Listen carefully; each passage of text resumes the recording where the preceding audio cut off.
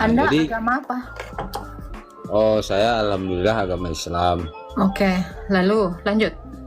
Jasad ini kalau sudah mati bakal kembali kemana? Itu aja. Kita bakal kembali kemana? Dijawab sama Alkitab langsung ya. Ya, saya kalau ngasih jawaban tuh Alkitab langsung, karena Alkitab saya ini bukan dongeng yang nggak ada isinya ya. Oke, Bukan siap, retorika ya. Ditunggu. Jadi kalau kita mati itu kembali kemana? Ke tanah, Bang. Nih dijawabnya ya. Di dalam Kejadian 3 ayat yang ke-19. Dengan berpeluh engkau akan mencari makanan sampai engkau kembali menjadi tanah, karena dari situlah engkau diambil, sebab engkau debu dan engkau kembali menjadi debu. Itu, Bang. Jadi mati nanti ini kita kemana, Bang? Ke tanah lagi, jadi debu tanah. Oh. Tapi kalau menurutku kalau di kita dalam Islam, Bang, Anda mati jadi apa? Ada nggak dalilnya dalam Quran? kalau dalilnya sih, kalau saya ini terus terang saya jujur ya, saya ini orang bodoh, tapi saya Saya nggak nanya itu. Kalau dalilnya sih terus terang nggak ada. Udah gitu aja, Bang. Jangan bilang saya orang bodoh, udah. Kok kalau memang Quranmu nggak lengkap, jangan kau siksa dirimu dengan mengatakan dirimu bodoh. Memang Quranmu yang nggak ada isinya, kok kau yang bilang kau bodoh? Kau pintar, Bang. Cuman memang Quranmu aja nggak lengkap. Udah lanjut. Oke, jadi pertanyaan saya itu Quran kami lengkapnya. terjawab kan, bahwasanya kakak bilang tadi kalau kita istrimu di situ yang bilang lengkap itu katanya. Di mana lah kalau lengkap, Bu? Tunjukkanlah. Nggak ada, udahlah nggak ada itu, nggak ada. Udah lanjut Pak. Baru kan seperti campur. kan tadi kan udah saya dengar kalau kita itu mati bakal kembali tanah, kan begitu kata kakak Ya, kan? itu hanya Alkitab yang bisa jawab. Betul. Oke nih. Kalau saya punya jawaban Kak, kalau saya jawab ya, kalau saya ditanya, seandainya ada orang lain menanya kepada saya itu, kamu bakal mati. Jelas saya bakal mati. Jadi kalau kamu mati, kamu bakal pergi kemana? Jawaban saya bukan seperti jawaban yang kakak berikan tadi ataupun Alkitab yang kakak berikan tadi. Karena bila saya menjawab sebuah tempat ataupun sebuah ciptaan, berarti saya itu menduakan Tuhan dong. Jadi Kenapa? kemana kau ketika mati, kau dibawa kemana kau? Di kuburan, di tanah, atau kau langsung terbang? Cuman? Pakai logikamu. Kemana kau? Ketika kau mati, jangan dikuburkan ya, Bu, suaminya, Bu, ya. Langsung angkat ke atas, Bu, ke surga langsung, Bu. Jangan dikubur ke tanah, Bu. Nah, ini kan saya tanya juga kan. Kakak-kakak seperti kakak juga. Atau auto langsung ke Alexis, Pak. Kemana Bapak? Kalau mati kira-kira kemana, Bapak? Enggak, dengar dulu. Jawab dulu sesuai imanmu, biar masuk aku Islam. Cepat, kemana lah kau mati? Nanti nggak betul masuk. Iya, kau jawab dulu. Kalau kau nggak sanggup jawab, ngapain aku masuk ke agamamu yang nggak kau ketahui? Ya, gini aja. Mau saya kasih dalilnya, Bang? Mau saya kasih dalilnya nggak? Kau kemana? Coba. Mau, Maryam 71, ke neraka. Ya, dan tidak ada seorang pun di antara kamu yang tidak mendatanginya neraka. Hal itu adalah suatu ketetapan yang ditentukan oleh Tuhanmu. Baca itu Quran kau. Terus kau mau ngajak aku ikut ke neraka sama kau? Tangolo. Berarti neraka dengan surga itu ada, Kak? Ada. Kapan kakak ke sana? Coba lah aku tanya. Tuhan dulu, Yesus Kak. yang baru ke sana. Baru Kapan Tuhan kakak Yesus yang ke kesana? sana. Kapan Tuhan Tuhan Yesus itu Yesus kesana? yang ke sana. Iya, kapan dia ke sana? Coba tunjukkan 2000 bukti. tahun yang lalu dia datang ke dunia. Dia dari sana sejak semula. Siapa yang menyaksikan? Dalam yang menyaksikan murid-muridnya ya, orang-orang Galilea, Stefanus salah satunya yang menyaksikan dia. Ada nih. Sekarang kan saya kata tanya, kita. Allahmu di mana? Itu kan Itu kata udah saya kita. jawab. Sekarang saya tanya, Allahmu di mana? Saya nggak tahu. Makanya saya nggak mau kau buka ikutin yang nggak tahu. Tunggu Bardan. Kalau kau tidak tahu Allahmu di mana, terus kau nyuruh aku ke sana. Kalau kau mau tahu Allahmu di mana, aku sepil kakinya ada di neraka. Mau? Allahmu di neraka. Jadi aku nggak mau ngikut-ngikut kamu. Kalau Tuhan Yesus jelas ke sorga, maka kami juga yang ngikutin dia pasti ke sorga. Kalau Allahmu kakinya di neraka, spill dong yang di bawah hadisnya, Dek. Udah tahu belum? Makanya kalian itu harus ke neraka sesuai dengan Maryam 71, karena kaki Allah itu di neraka. Oke, saya cari ya. Spill. Nih, saya spill ya. Ya kalian memang harus ke neraka, karena Allah kakinya di neraka. Cuman dia nyelamatin kalian, pasti dia ke neraka dong. Ya, yang di neraka itu nggak mungkin bisa masuk ke surga. Itu mustahil ya. Bukhari berapa sayang? Bukhari 44 70. Oke, bukan 71 ya. Oke. Ini dengarkan ya Pak ya. Halo Pak Reja, masih monitor sambil kong. Halo. Benar. Oke Pak. Nih, saya kasih tahu ya. Kaki Allah di mana? Oh, kawan nggak tahu, saya kasih tahu. Nah. Oke. Telah menceritakan kepada kami Abdullah bin Abu al-Awswad telah menceritakan dari Nabi sallallahu, beliau bersabda, orang-orang dilemparkan ke neraka. Kau dilemparkan ke neraka kau. Sehingga nih ya, orang-orang dilemparkan ke neraka, sehingga neraka itu berkata, apakah ada tambahan lagi? Maka Allah nih ya meletakkan kakinya, dan neraka itu berkata, cukup. Kaki Allah di neraka sayang. Jadi kalau kaki Ya. Yesus gimana Kak? Di surga dong, karena dia di surga. Kalau kaki Allah di neraka, maka Maryam 71, ini Quranmu yang ngomong ya, Quranmu ini. Nih. Jadi kamu ini nanti mati kemana dek? Saya kasih tahu ya, kamu akan ke neraka sayang. Nih, kakak kasih tahu ya dek ya, Maryam 71. Nih ya, nih. Dan tidak ada seorang pun di antara kamu juga Pak Reja ya, bukan saya ya, yang tidak mendatanginya neraka. Hal itu bagi Tuhanmu adalah ketentuan yang sudah ditetapkan. Jadi kau masuk neraka sesuai dengan kaki Allahmu di neraka ya. Jadi kalau kamu ikut yang di neraka, ya kamu berakhir di neraka. Jangan harap ke surga dek. Jadi kalau kakak udah jelas ke surga. Oh iya, Filipi 3 ayat 20 sampai 21 saya baca. Ngeri Ini juga dalil kan, saya. ya? Nih, ini dalil. Filipi 3 ayat 20 sampai 21. Najis tralala ke neraka. Karena kewargaan kita nih orang-orang Kristen nih ya adalah di dalam sorga, dan dari situ juga kita menantikan Tuhan Yesus sebagai juru selamat yang akan mengubahkan tubuh kita yang hina ini sehingga serupa dengan tubuhnya yang mulia menurut kuasanya yang dapat menaklukkan segala sesuatu kepada dirinya.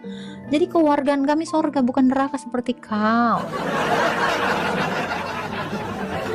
Inilah Kalau semoga ya. kau di neraka, ya kenapa? Karena kaki Allah di neraka, tetapi Yesus di sorga. Yohanes 14, aku ke sana menyediakan tempat bagimu.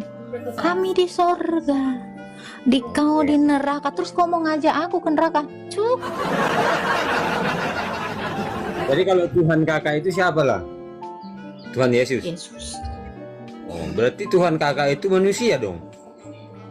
Allah dan manusia. Loh, tapi kakak bilang tadi Tuhan Yesus. Gimana jawaban kakak yang sebenarnya? Ya, Tuhan Yesus. Yesus itu nama kemanusiaan, berarti dia adalah Tuhan dan manusia, Allah dan manusia. Allah itu Selesai. siapa? Apakah di atasnya Yesus lagi ataukah di bawahnya Yesus lagi?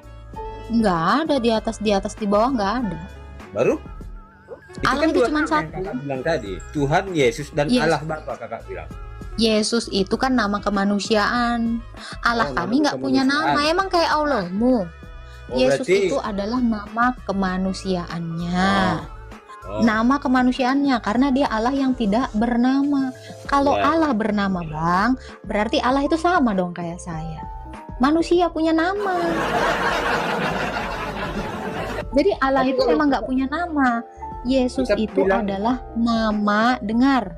Yesus itu adalah nama kemanusiaannya. Karena Allah kami itu sejak semula sudah datang kepada manusia dan memperkenalkan dirinya itu sebagai aku adalah aku. Dia tidak menyebutkan nama karena Allah memang tidak bernama. Untuk apa dia punya nama? Sekalian dong mintain KTP-nya. Tuh Bang, jadi kalau ada yang mengatakan Allah kalian itu punya nama, sama dong seperti Agatha. Yang hakikatnya manusia punya nama, namanya Agatha. Sama seperti Pak Reja. Reja itu nama kemanusiaan. Apakah Allah manusia? Sehingga Allah adalah nama manusianya? Pernah loh kami itu mengatakan itu Allah itu punya nama. Memang Allah itulah nama Tuhan kami ya Allah. Oh, Allah punya nama, serius? Allah lah namanya. Oh, Ya Allah Allah, ya itu Allah. nama. Ya Oke, itulah Allah nama itu bahasa Tuhan. apa? Allah itu bahasa apa? Itu bahasanya kalau menurut dari sejarah dari bukan agama lah saya bilang ya, itu datangnya dari bahasa apa namanya Yunani Sanskerta. apa? Bahasa Yunani apa? Allah itu bukan bahasa Yunani, Bang. Kalau Baru? bahasa Yunaninya Allah itu Theos. Ah, berarti kan kakak mengakui dong Allah itu kan ada kan? Nama Allah itu kan ada. Allah itu hakikat. Berarti dia kan bukan manusia. Bukan. Kalau manusia itu hakikat saya manusia. Allah itu hakikat juga. Dia adalah sesuatu atau realita yang tidak bisa kita gapai. Itulah Allah, makhluk roh.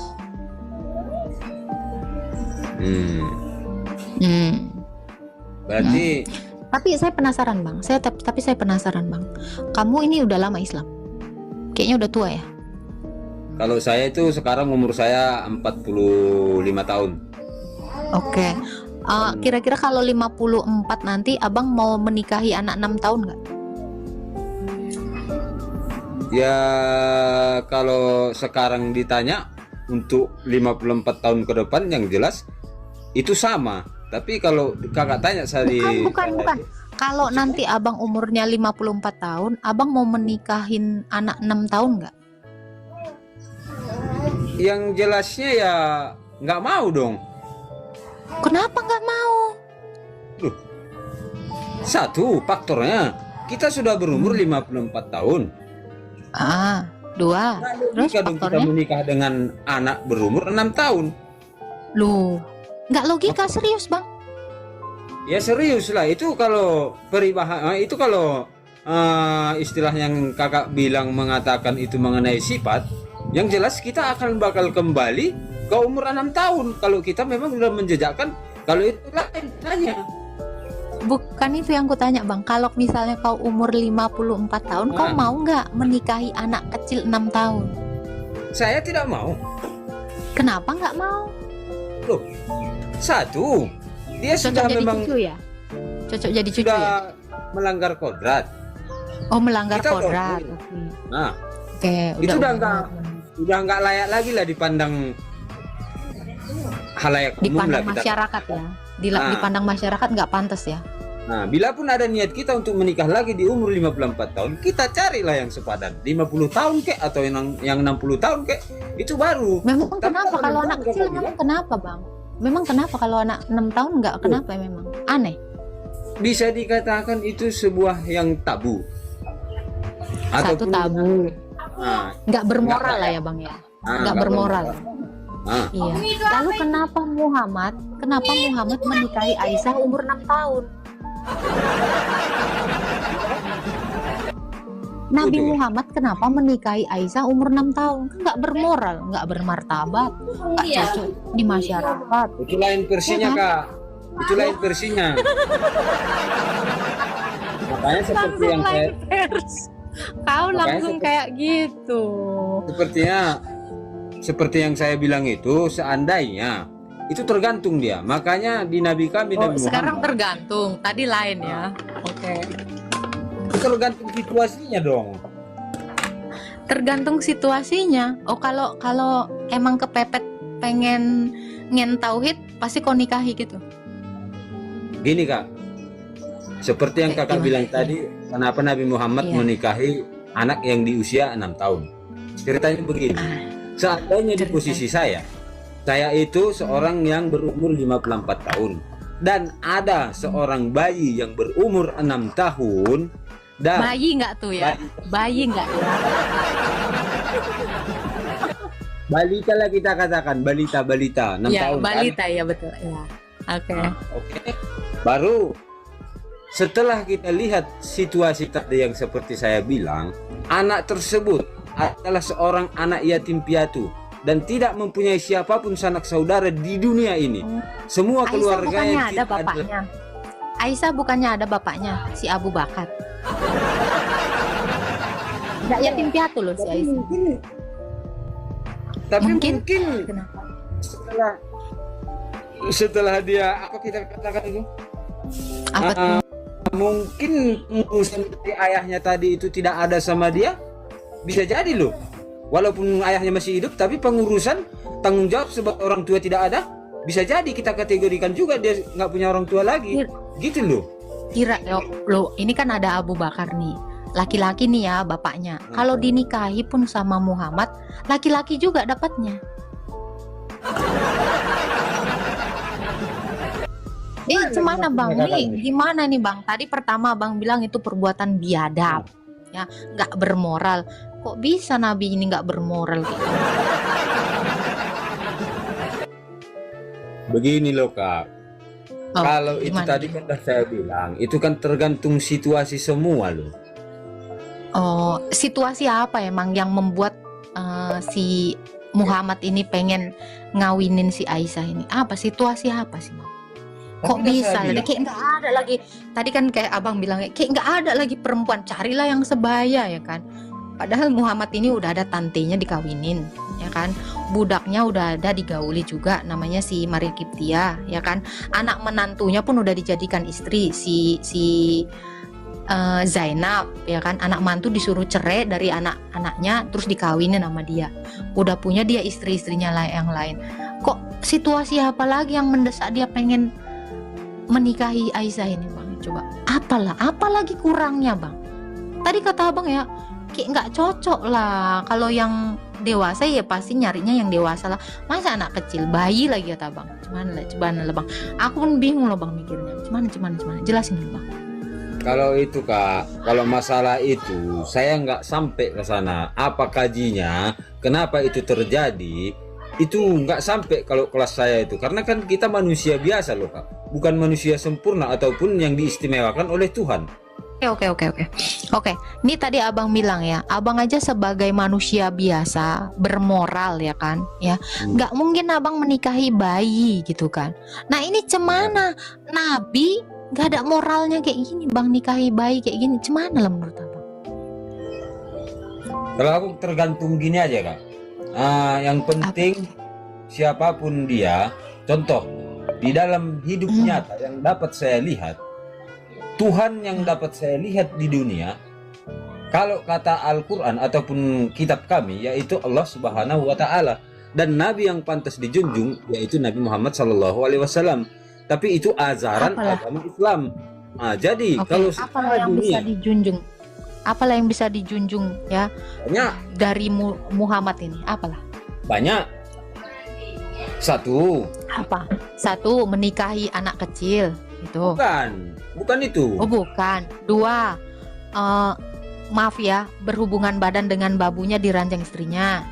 Tiga, mengawini anak mantunya tanpa mahar. Itu. Empat, ya tante pun boleh dikawinin. Lima, ya memotong tangan orang, ya kan, terus membunuhnya, ya menjemurnya dan menimpanya dengan batu. Yang lainnya lagi apa? Mukanya asam sama orang buta. Itu semua data itu data yang saya sebutkan. Saya nggak tahu loh. Di dalam Quran. Iya, nanti abang baca ya di dalam Quran Abasa ayat 1, sama orang buta aja mukanya asam. Coba lah Pak Reja ya, secara manusiawi kalau ketemu orang buta, apalah yang abang lakukan? Apa muka abang asam? Gitu. Coba. Kalau sama Mungkin orang buta. Mungkin nggak orang buta ini barangkali dia ingin tahu ajaran agama, terus abang mukanya asam. Siapa yang mengatakan ini? Al-Quran. Muhammad itu mukanya asam sama orang buta.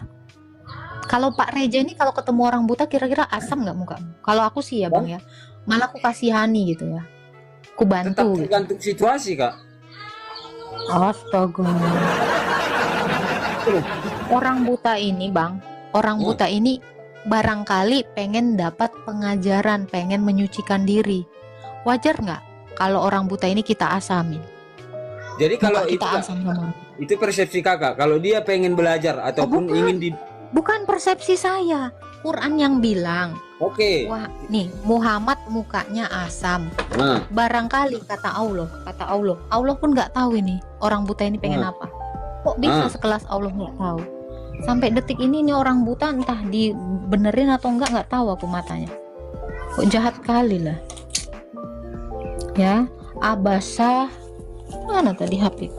Abasa ayat 1 sampai 3 sepil. Wih. Katakan gini mah. Muhammad berwajah masam dan berpaling. Udah asem? Itu. Bayangin ya. Karena seorang buta telah datang kepadanya, Abdullah bin Umi Maktum. Dan tahukah engkau, barangkali dia ingin menyucikan dirinya dari dosa, atau dia ingin mendapat pengajaran yang memberi manfaat kepadanya. Ya, ini kata Allah loh.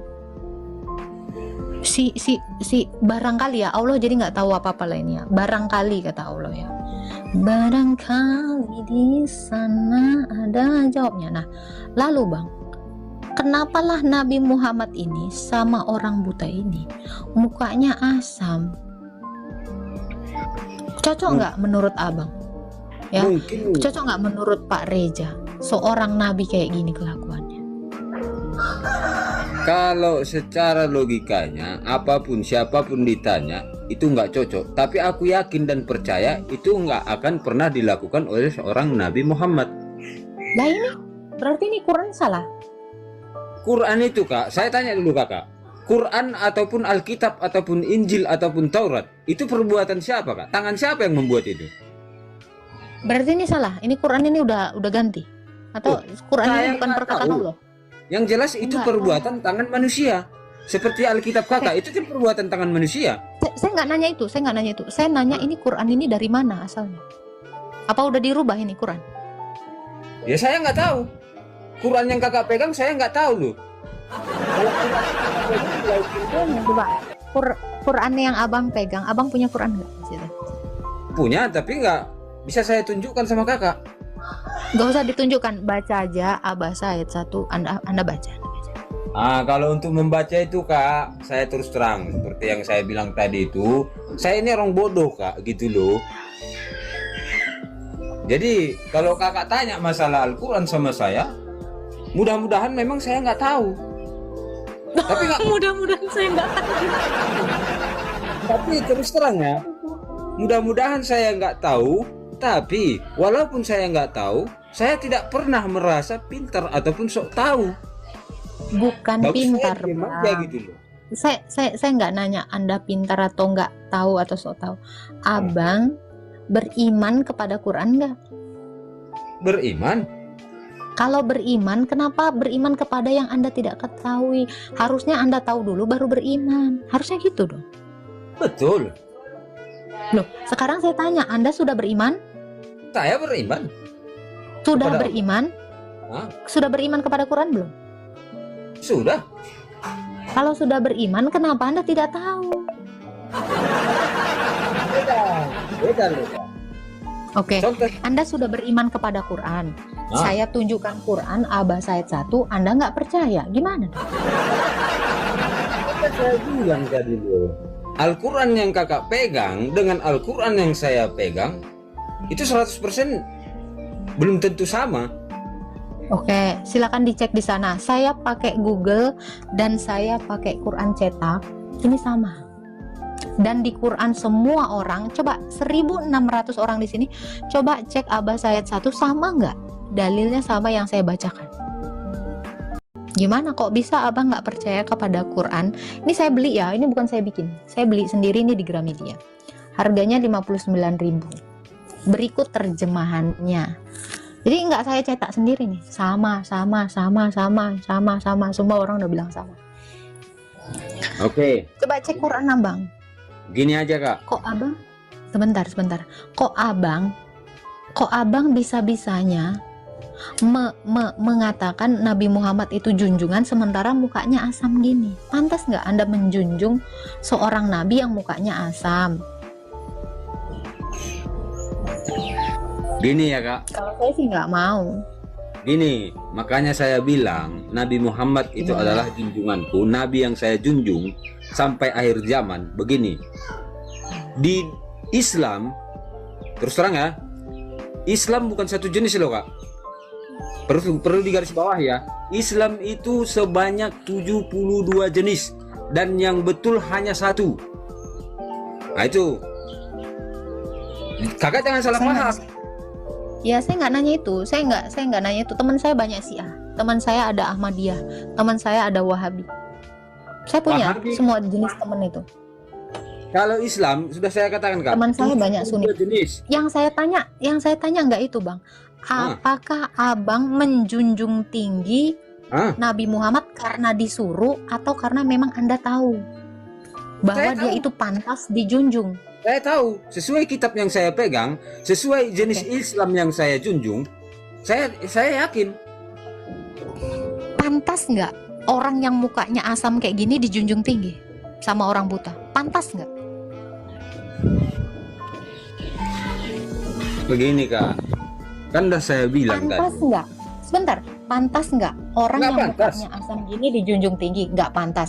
Pantas nggak orang yang sudah umur 54 tahun yang adalah notabene nabimu nomor punggung 25 ini menikahi anak kecil 6 tahun dan menggaulnya 9 tahun? Pantas nggak kayak gini Nggak dijunjung? pantas, nggak pantas. Ya, kalau jadi, nggak kalau nggak pantas. kalau nggak pantas, jadi pantas. enggak. Kalau nggak dipantas ngapain dijunjung bang? Sudah saya bilang loh Kak. Bagaimana Yang bisa jadi junjungan Anda kalau tidak pantas?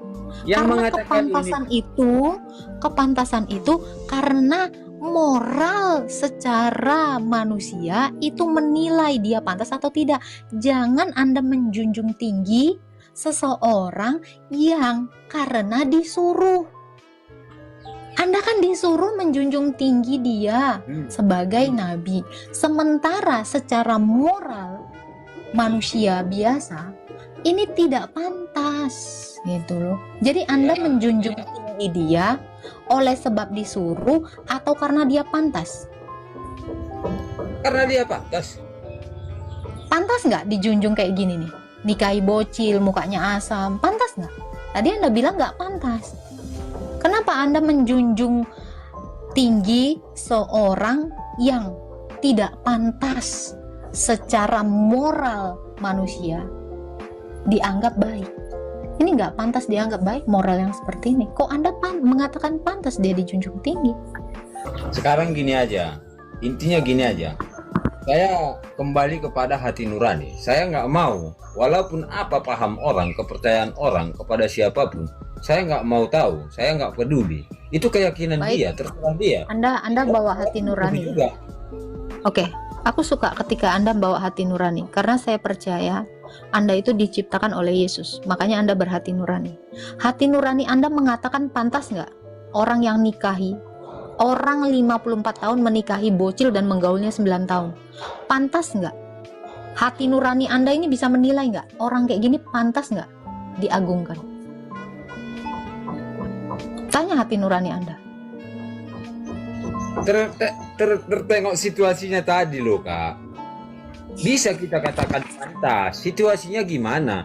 Oke lah, seorang Nabi Muhammad menikahi balita umur 6 tahun. Bang, Apa sebabnya? orang baik itu, nih saya kasih tahu ya, orang baik itu mau situasinya seperti apapun. Ingat ya, Tuhan itu maha melihat. Situasi kamu kepepet atau tidak kepepet, kalau kamu memang baik, hati nuranimu akan mengatakan kamu harus melakukan yang baik. Betul. Ya udah. Kalau gitu pantas nggak? Karena kamu tadi ngomongnya situasi. Kalau orang baik situasinya seperti apapun dia akan berbuat baik. Setuju kan? Betul. Sama Berubah. seperti Yesus Kristus. Sama seperti Yesus Kristus. Karena dia memang manusia yang baik. Ketika dia disalib pun dia tetap berbuat baik. Apa yang dilakukan dia? Memaafkan. Tetapi apa yang dilakukan nabimu ini? Orang buta Mau even situasinya kayak apapun, orang buta tidak pantas diperlakukan dengan asam dan berpaling. Gak pantas, Bang. Makanya saya bilang, kebaikan itu sifatnya tidak situasional. Kalau Anda mengatakan baik itu sifatnya situasional, maka Anda baiknya munafik. Anda baiknya pilih-pilih. Anda baiknya bohong. Karena Anda hanya baik kepada orang baik. Kalau Anda baik hanya kepada orang baik, apakah upahmu? Upahmu adalah makasih. Ya udah, itu upahmu. Tetapi kalau kamu baik dalam kondisi atau situasional yang tidak memungkinkan pun, Tuhan itu melihat dan menilai kamu bahwa kamu memang pantas untuk disebut orang baik. Kan seperti itu. Makanya saya bilang, baik itu tidak situasional. Benar itu tidak situasional. Benar itu dalam keadaan seperti apapun harus benar. Dan baik itu dalam keadaan seperti apapun akan tetap baik. Contoh, Bang, emas ditaruh ke lumpur tetap emas nggak? Emas. Nah itu, karena baik itu adalah seperti emas. Mau dibawa ke tong sampah pun dia tetap berharga. Betul tidak? Betul. Tetapi yang Abang contohkan tadi, kalau baik itu keadaannya situasional. Ketika Anda jadi emas, apakah Anda berubah jadi sampah ketika dibuang ke tong sampah? Tergantung. Kok tergantung? Tergantung lah. Selamat siang ya Bang. Selamat siang ya Bang. Abang sepertinya memang sudah, hati nurani Anda memang sudah menolak keadaan yang seperti ini. Karena saya tahu Anda orang baik. Makanya Anda akan sibuk membela, menjadi pengacara orang yang tidak pantas dibela ini. Ngapain Anda membela seseorang yang tidak pantas dibela, Bang? Tidakkah Anda melakukan hal yang sia-sia? Saya bukan membela loh. Saya itu membela diri saya sendiri. Dan di sini saya katakan, walaupun saya tadi masuk ke Komal Kakak ini kan, saya ingin berargumen gitu kan, saling curhat gitu kan. Bukan istilahnya ada niat saya itu menjelekkan agama yang kakak anut ataupun menyalahkan paham kakak. Dan begitu juga enggak. Saya juga nggak ada niatan gitu. Saya juga nggak ada niatan gitu. Jujur ya, Anda nggak menjelekkan apa? Mencari ilmu. Oke, siap. Anda cari ilmu. Oke, Bang. Apa yang Anda harapkan dari Tuhan? Sehingga Anda menuhankannya. Yang saya harapkan dari Tuhan seperti ajaran di agama kami, yaitu ridho aja, ridho Tuhan aja yang kami harapkan. Apa itu ridho terhadap apa? Ridho itu bisa dikatakan menerima apapun yang diberikan oleh Tuhan kepada kita, karena kita ini hanyalah seorang makhluk. Mau apapun yang diberikan oleh Tuhan itu kepada kita, kita harus terima. Itulah ridho tadi. Oke. Kalau Anda mengharapkan ridho, sebentar. Kalau Anda mengharapkan ridho, orang ateis juga diridhoi Allah, Bang. Betul. Makanya saya nggak pernah sepele dengan makhluk Tuhan loh. Walau dari manapun saya tetap hormat. Sekarang saya tanya. Setahu saya ya, sekarang gini, kalau Anda ridho nggak kalau Abang dimasukkan ke neraka? Ya nggak ridho dong. Doh, katanya ridho. Berarti kalau Abang dimasukkan sama Allah ke neraka nggak ridho, berarti harapan Abang itu adalah selamat, masuk surga. Itu dong. Ya. Bukan mengharapkan ridho dong Anda, tetapi Anda mengharapkan surga. Itu kan? Begini, ridho itu sebagai makhluk seketika. Ridho itu banyak loh Kak jenisnya. Ada ridho kebaikan. Saya nanya itu. Yang saya tanya, apa yang Anda harapkan dari Allah sehingga Anda menuhankan Dia?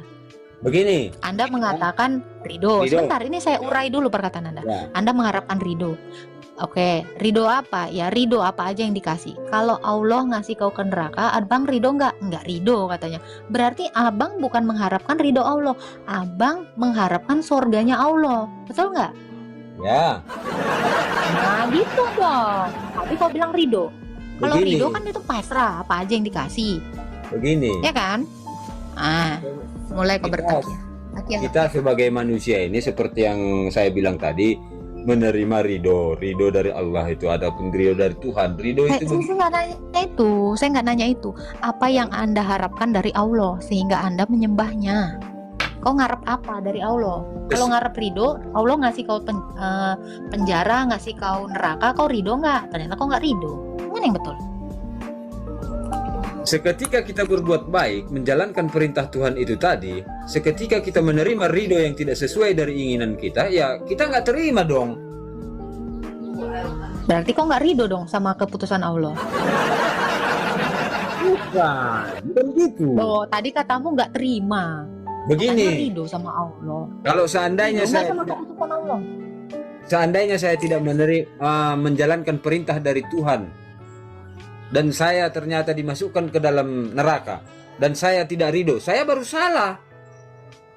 Ini kan saya contoh menjalankan semua perintah daripada Tuhan, dan ternyata perintah daripada Tuhan itu saya jalankan, dan ternyata saya dimasukkan ke dalam neraka. Ya saya nggak ridho, nggak terima gitu loh.